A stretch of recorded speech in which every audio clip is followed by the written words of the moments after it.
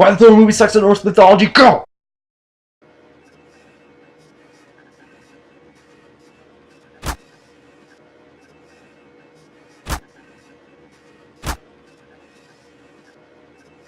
Oh yeah, I gotta explain the movie.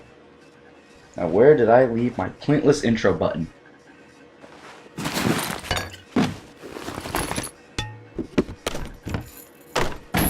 Hello. Ah.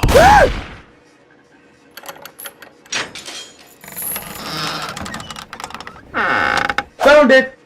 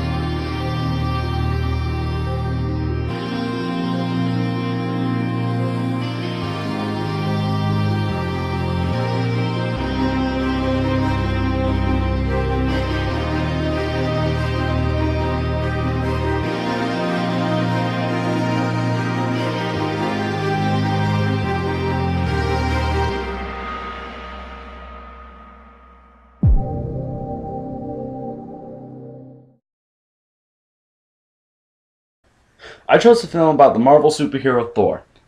This movie was made in 2011 and directed by Kenneth Branagh. It was made as one of the movies that would later tie into the Avengers sequel, which was awesome. The movie is about Thor, who is banished from Asgard, the land of the gods, to Earth by his father Odin, due to his arrogant attitude. Loki, Thor's brother, makes an attempt to take the throne and rule Asgard in his brother's absence. The movie takes place during modern times, so how does it connect to Norse mythology? Guess what? It generally doesn't! So let's spend the rest of the somewhat mundane presentation to dissect the issues of the movie. Warning! This video is full of spoilers! Cover your ears if you plan to see this movie, because I'll ruin it! God of Thunder! No, not that God of Thunder. No.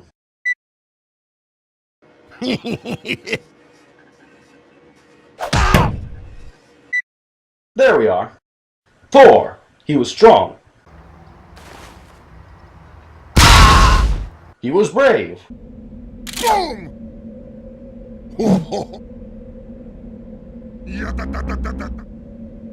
He had a hammer.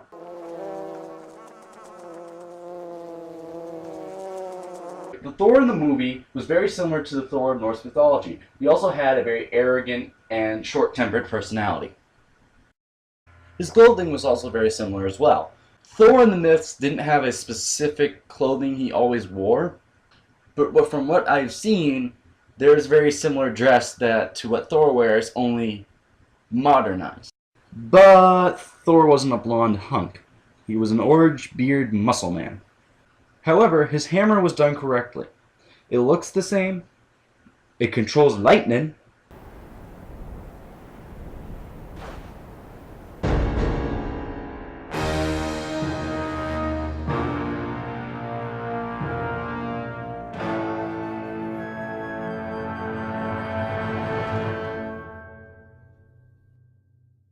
And it comes back to his hand whenever he lifts it up.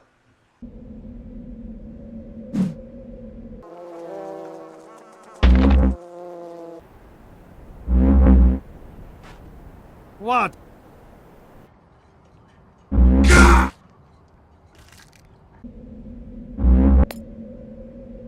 Story-wise, the movie is its own thing. It has no real connections to Norse myth about Thor.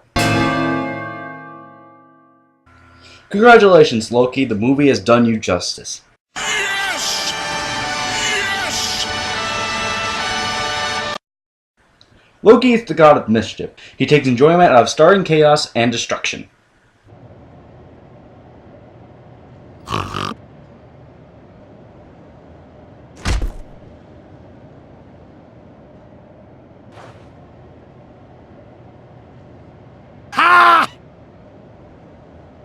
The Loki in the movie is also very mischievous. Mischievous. I don't know. They even got his backstory done well, too. Oh, and if you don't like spoilers, then you won't want to listen right now. Loki is considered to be part frost giant and was adopted by Odin. The same goes with the Norse myths, where he was part giant and was adopted by Odin. At one point in the movie, he leads an army of frost giants to take Asgard, something that he also does in the myths. So yeah, other than the look and the completely different story of the movie, he's done quite well. Yes! Yes!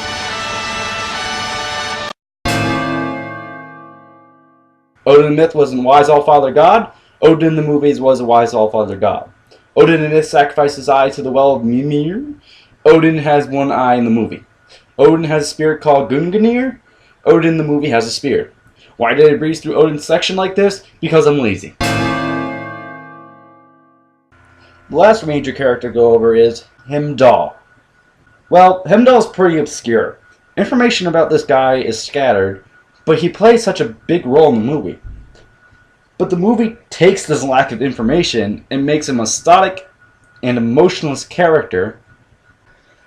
He's the guardian of the entrance to the Bifrost Bridge, or the Rainbow Bridge, to Asgard.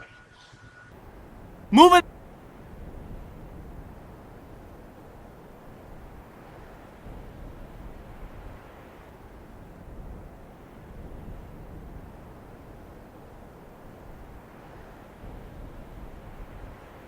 Scott died. The end. He has very sharp senses and can see many things.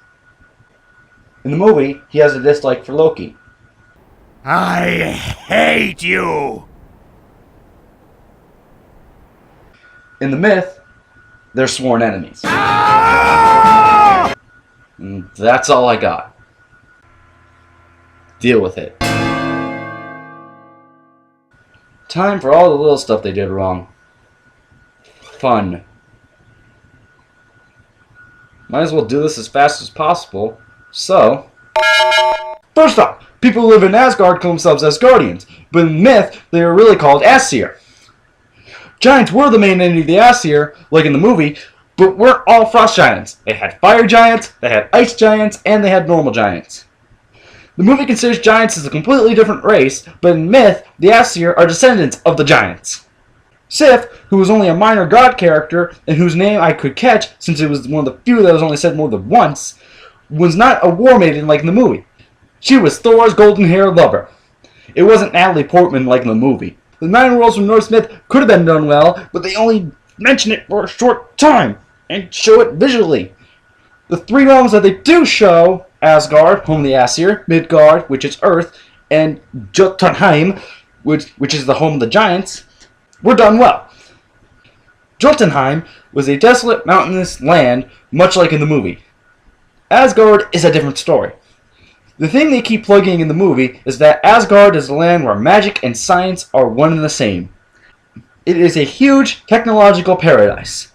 They even turned the Bifrost Bridge into a glass, rainbow-hued intergalactic transporter. And that is the issues with all the other stuff. Whew. The movie overall is entertaining, but sadly predictable. It's hard to identify the other gods in the movie, since they look so very little like they do in the myths, and their names are only said briefly. The movie, like the comics, is its own story, so don't look at it as an example for Norse mythology. Thank you for watching.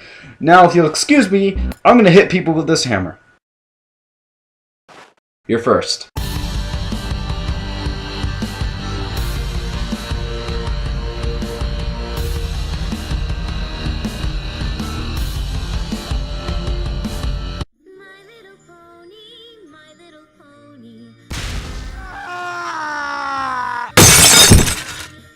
What?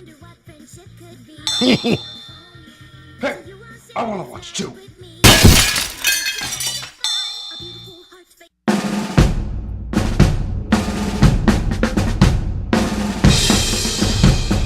The end.